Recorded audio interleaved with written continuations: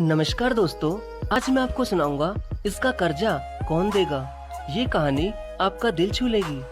बहुत पुराने समय की बात है। एक गांव में एक भले आदमी गंगाराम का देहांत हो गया था। तो जैसे उस आदमी के परिवार वाले उस अर्थी को शमशान ले जाने लगे, तभी अचानक एक मोटे ताजिर सेठ ने उस अर्थी का एक पाँव पकड़ लिया और बोला कि मरने वाले इस गंगाराम से मैं 2 लाख रुपए कर्जा मांगता हूँ, इसलिए पहले मुझे मेरे पैसे दे दो, तभी मैं इसकी अर्थी को शमशान ले जाने दूंगा। अब तमाम लोग तमाशा देख रहे थे। तभी उनके तीनों बेटों ने कहा कि हम तुम्हारा कर्जा नहीं देंगे। पिताजी का कर्जा पिताजी जाने, और वैसे भी अब वो तो इस दुनिया में ही नहीं है। अगर तुम्हें इनकी अर्थी ले जानी है तो ले जाओ।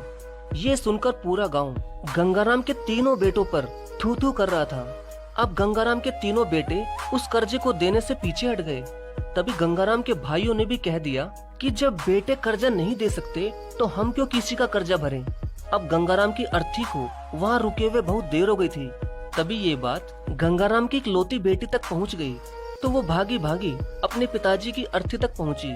तभी उसने देखा कि उसके पिता की अर्थी का एक पाँव किसी बड़े सेठ ने पकड़ रखा था।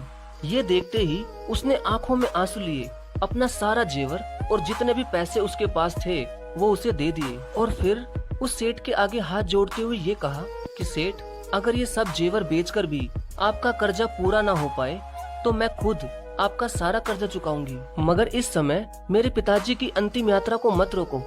तभी उस सेठ ने गंगाराम की अर्थी का पाँव किसी और को पकड़ाकर उसकी बेटी के पास आकर बोला कि मुझे माफ कर दो बेटी, दरअसल बात यह है कि मुझे गंगाराम से 2 लाख लेने नहीं बल्कि देने हैं।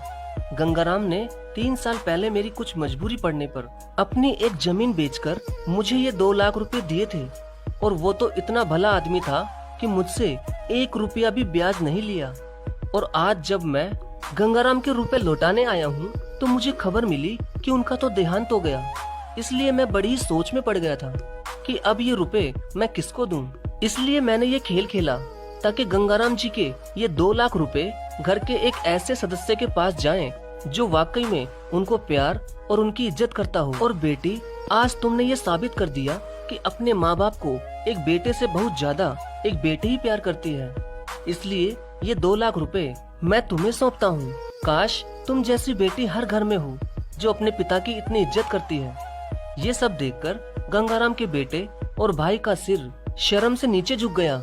वाकई में दोस्तों, ये बात तो एकदम सच है कि एक माता पिता को बेटे से ज्यादा बेटी ही प्यार और उनकी इज्जत करती है। इसलिए दोस्तों, बेटी पढ़ाओ और बेटी बचाओ। धन्यवाद।